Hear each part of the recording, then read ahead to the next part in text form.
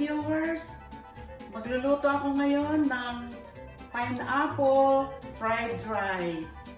Halo natin ngayon, ang ingredients natin ay red onions, pineapple, fresh pineapple, and red pepper, and rice.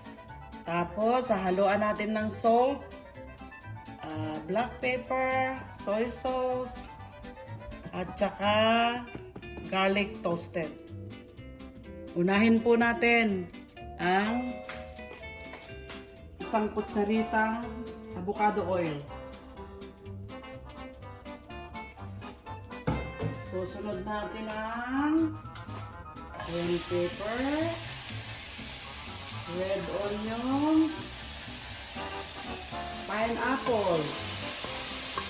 So, sauté lang natin siya.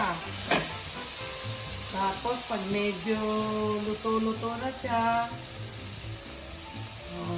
ilalagay na natin ang rice.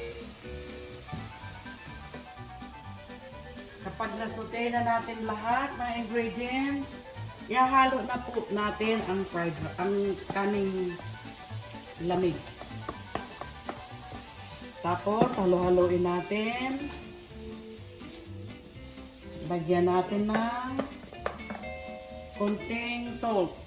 Kunti lang. Tapos, black pepper. Ito ba ito? Ano ko?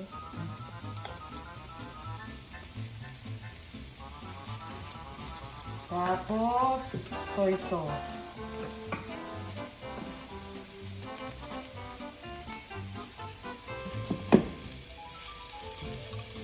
Ayan na, kunti lang toyo ang ilagay natin para hindi tayo maalatan.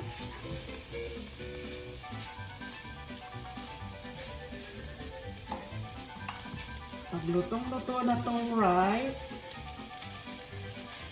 lalagyan natin siya ng fried garlic.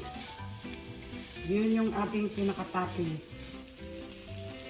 Okay, ilagay na natin ang pinaka-toppings ng fried garlic. At yan na ang ating fried rice na masarap na, pwedeng wala ng ulam.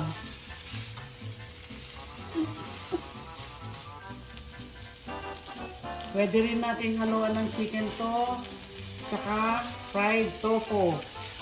Para magsiwala tayong ulam. Yan pa lang, ulam at kanin na.